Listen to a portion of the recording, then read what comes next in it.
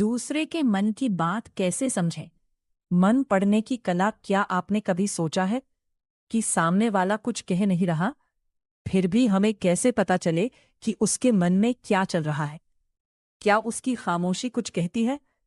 क्या उसकी मुस्कान के पीछे को चिंता छिपी हो सकती है? और क्या सच में हम किसी के मन की बात पढ़ सकते हैं?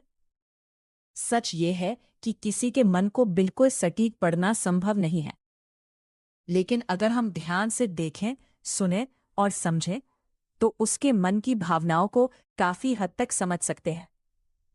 पहला तरीका, उसकी बातों से ज्यादा उसके व्यवहार को देखिए। इंसान हमेशा वही नहीं कहता जो वो महसूस करता है। कभी शब्द कहते हैं मैं ठीक हूं, लेकिन व्यवहार बता देता है कि कुछ परेशान कर रहा है। इसलिए सिर्फ शब्दों पर नहीं, बल्कि उसके व्यवहार में आए बदलाव पर ध्यान दीजिए। दूसरा तरीका, उसकी आवाज और बोलने के अंदाज को समझिए। क्या वो सामान्य से कम बोल रहा है? क्या उसकी आवाज में उत्साह नहीं है? क्या वो किसी खास बात पर अचानक चुप हो जाता है? ये संकेत हो सकते हैं कि उसके मन में कुछ चल रहा है। लेकिन याद रखिए, एक संकेत देखकर निष्कर्ष निकालना सही नहीं। तरीका, सवाल पूछने के बजाय सुनना सीखिए। कई बार इंसान को सलाह नहीं, सिर्फ किसी ऐसे व्यक्ति की जरूरत होती है जो उसे बिना जज किए सुन सके।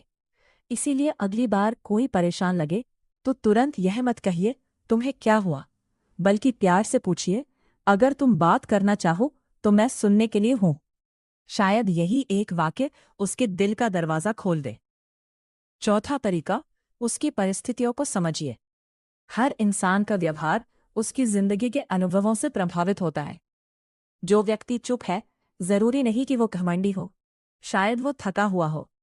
जो व्यक्ति गुस्सा कर रहा है, जरूरी नहीं कि वो आपसे नफरत करता हो, शायद वो किसी और परेशानी से गुजर रहा हो।